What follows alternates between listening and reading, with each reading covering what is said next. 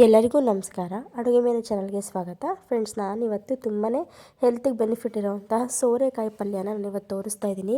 Weight loss ಮಾಡುವಂಥವ್ರು ಈ ಸೋರೆಕಾಯಿ juice ಪಲ್ಯ ಎಲ್ಲ ಮಾಡ್ಕೊಂಡು ತಿಂದರೆ ತುಂಬಾ ಒಳ್ಳೆಯದು. ನೀರಿನಂಶ ಜಾಸ್ತಿನೇ ಇರುತ್ತೆ. ಸೊ ನೋಡಿ, ನಾನಿವಾಗ ಒಂದು ಸೋರೆಕಾಯಲ್ಲಿ ಅರ್ಧ ತೊಗೊಂಡಿದ್ದೀನಿ. ಇದು ಸ್ವಲ್ಪ ದೊಡ್ಡದಿರೋದ್ರಿಂದ ನಮಗೆ ಒಂದು 3 ಜನಕ್ಕೆ ಜಾಸ್ತಿ ಆಗುತ್ತೆ ಪಲ್ಯ ಅಂದ್ಬಿಟ್ಟು ಅರ್ಧನ ಈ ರೀತಿ ಕಟ್ ಮಾಡಿಕೊಂಡು ಈಗ ನೋಡಿ ಸಿಪ್ಪೆ ತೆಕ್ಕೋತಾ ಇದ್ದೀನಿ. ಕೆಲವರು ಸಿಪ್ಪೆ ಸಮೇತ ಹಾಕ್ತಾರೆ, ಬಟ್ ನಾನು ಸಿಪ್ಪೆ ತೆಗೆದು ಹಾಕ್ತೀನಿ. ಯಾಕೆಂದರೆ ಬಲ್ತಿದ್ರೆ ಒಂದೊಂದ್ಸರಿ ತಿನ್ನೋಕ್ಕಾಗಲ್ಲ, ಬಾಯಿಗೆ ಹಂಗಂಗೆ ಸಿಗುತ್ತೆ. ಸೊ ಹಾಗಾಗಿ ಇವಾಗ ಕಟ್ ಮಾಡಿಕೊಂಡು ಅದಕ್ಕೆ ನೋಡಿ ಇದ್ರೊಳಗಡೆ ಒಂಥರ ಸ್ಪಾಂಜ್ ಥರ ಬಂದಿರುತ್ತೆ, ಬೀಜದ ಥರ. ಕೆಲವರು ಅದನ್ನು ಹಾಕ್ತಾರೆ, ಬಟ್ ನಾನು ಹಾಕಲ್ಲ. ನೀಟಾಗಿ ತೆಗೆದು ಸಣ್ಣ ಸಣ್ಣದಾಗಿ ಚಿಕ್ಕ ಚಿಕ್ಕದಾಗೆ ಕಟ್ ಮಾಡಿ ನೀರೆಲ್ಲ ಹಾಕಿ ಇಟ್ಕೊಳ್ಳೋಣ.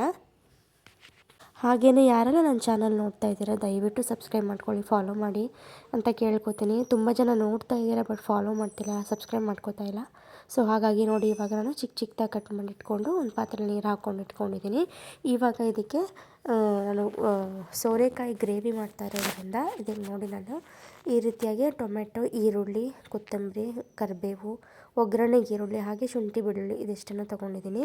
ಈಗ ಒಂದು ಚಿಕ್ಕ ಜಾರಿಗೆ ನಾವು ಈರುಳ್ಳಿ, ಒಂದು ಟೊಮೆಟೊ, ಒಂದು ಈರುಳ್ಳಿ ಹಾಕೋದ್ರಿಂದ ಟೇಸ್ಟ್ ತುಂಬ ಚೆನ್ನಾಗಿರುತ್ತೆ. ಸೊ ಹಾಗಾಗಿ ರುಬ್ಬಕ್ಕೆ ಹಾಕೋತಾ ಇದ್ದೀನಿ. ಸ್ವಲ್ಪ ಕೊತ್ತಂಬರಿ, ಒಂದು ಬೆಳ್ಳುಳ್ಳಿ ಹಾಗೆ ಒಂದು ಅರ್ಧ ಇಂಚಷ್ಟು ಶುಂಠಿ ಇದಿಷ್ಟು ಹಾಕ್ಕೊಂಡು ಇದಕ್ಕೆ ಸಾಂಬಾರು ಪುಡಿ, ಖಾರದ ಪುಡಿ ಹಾಗೆ ಧನಿಯಾ ಪುಡಿ ಮೂರನ್ನು ಆ್ಯಡ್ ಮಾಡ್ಕೊಳ್ಳೋಣ. ಮೂರನ್ನು ಅರ್ಧ ಸ್ಪೂನು, 3/4 ಸ್ಪೂನ್ ಖಾರಕ್ಕೆ ನೋಡ್ಕೊಂಡು ಹಾಕ್ಕೊಂಡು ನೈಸಾಗಿ ಪೇಸ್ಟ್ ಮಾಡ್ಕೋಬೇಕು. ಈ ರೀತಿಯಾಗಿ ಪೇಸ್ಟ್ ಮಾಡಿ ಎತ್ತಿಟ್ಕೊಂಡು ಆನಂತರ ಒಗ್ಗರಣೆ ಹಾಕ್ಕೊಳ್ಳೋಣ.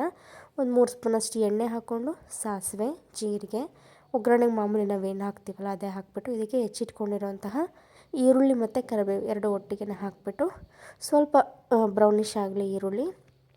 ಆನಂತರ ನಾವು ಇದಕ್ಕೆ ಸೋರೆಕಾಯಿನ ಸೇರಿಸ್ಕೋಬೇಕಾಗತ್ತೆ. ಸೋರೆಕಾಯಿ ಸೇರಿಸ್ಕೊಂಡು ಸ್ವಲ್ಪ ಅದನ್ನು ಹಸಿ ವಾಸನೆ ಹೋಗೋವರೆಗೂ ಚೆನ್ನಾಗಿ ಹುರ್ಕೊಳ್ಳೋಣ. ಯಾವುದೇ ಒಂದು ತರಕಾರಿ ಆದರೂ ಅಷ್ಟೇ ಸ್ವಲ್ಪ ಎಣ್ಣೆಲಿ ಬಾಡಿಸೋದ್ರಿಂದ ತುಂಬ ಚೆನ್ನಾಗಿರುತ್ತೆ ಟೇಸ್ಟು. ಹಸಿ ಸ್ಮೆಲ್ಲೆಲ್ಲ ಹೊರಟೋದ್ರೆ ತುಂಬಾ ಒಳ್ಳೆಯದು. ನೋಡಿ, ಇವಾಗ ನಾನು ಹಾಕ್ಕೊಂಡು ನೀಟಾಗಿ ಚೆನ್ನಾಗಿ ಫ್ರೈ ಮಾಡ್ಕೊತೀನಿ. ಫ್ರೈ ಮಾಡ್ಕೊಂಡು ಆನಂತರ ನಾವು ನಾವೇನು ಗ್ರೈಂಡ್ ಮಾಡ್ಕೊಂಡಿದ್ವಲ್ಲ ಆ ಮಸಾಲೆನ ಹಾಕ್ಕೋಬೋದು. ಈ ಗ್ರೇವಿ ಬಂದು ನಿಮಗೆ ತುಂಬ ಚೆನ್ನಾಗಿರುತ್ತೆ. ನಾನು ಚಪಾತಿಗೆ ಮಾಡ್ತಾಯಿದ್ದೀನಿ, ಪೂರಿಗೆ, ದೋಸೆಗೆ ಎಲ್ಲ ತುಂಬಾ ಚೆನ್ನಾಗಿರುತ್ತೆ. ನಮಗೆ ಡ್ರೈಗಿಂತ ಈ ರೀತಿ ಗ್ರೇವಿ ಥರ ಮಾಡ್ಕೊಂಡ್ರೆ ತುಂಬ ಚೆನ್ನಾಗಿರುತ್ತೆ. ಇವಾಗ ನೋಡಿ, ರುಚಿಗೆ ತಕ್ಕಷ್ಟು ಉಪ್ಪು ಹಾಕ್ಬಿಟ್ಟು ನಾನು ಗ್ರೇವಿಗೆ ಎಷ್ಟು ಕನ್ಸಿಸ್ಟೆನ್ಸಿ ಬೇಕು ನೀರು, ಯಾಕೆಂದರೆ ಸೋರೆಕಾಯಿನ ನೀರು ಬಿಟ್ಕೊಳ್ಳೋದ್ರಿಂದ ಒಂದು ಅರ್ಧ ಗ್ಲಾಸಷ್ಟು ನೀರು ಹಾಕಿದ್ದೀನಿ. ಈಗ ಒಂದು ವಿಷಲ್ ತೆಗೆಸ್ಕೊಳ್ಳಿ ಸಾಕು, ಆರಾಮಾಗಿ ಬೆಂದೋಗ್ಬಿಡುತ್ತೆ.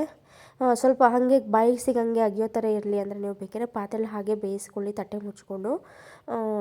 ವಿಷಲ್ ಹಾಕ್ಸೋ ಅವಶ್ಯಕತೆ ಇರಲ್ಲ. ಸೊ ನೋಡಿ, ಇವಾಗ ರೆಡಿ ಆಗೋಯಿತು. 10 ನಿಮಿಷ, ಕಾಲು ಗಂಟೆ ನಮಗೆ ಸೋರೆಕಾಯಿ ಪಲ್ಯ ಅನ್ನೋದು ರೆಡಿ ಆಗಿಬಿಡುತ್ತೆ. ಪಲ್ಯ, ಗ್ರೇವಿ ಏನು ಬೇಕಾದ್ರೆ ಅನ್ಕೋಬೋದು. ಯಾರಿಗೆಲ್ಲ ವಿಡಿಯೋ ಇಷ್ಟ ಆಗಿದೆ ದಯವಿಟ್ಟು ಲೈಕ್ ಮಾಡಿ, ಸಬ್ಸ್ಕ್ರೈಬ್ ಮಾಡ್ಕೊಳ್ಳಿ. Thank you.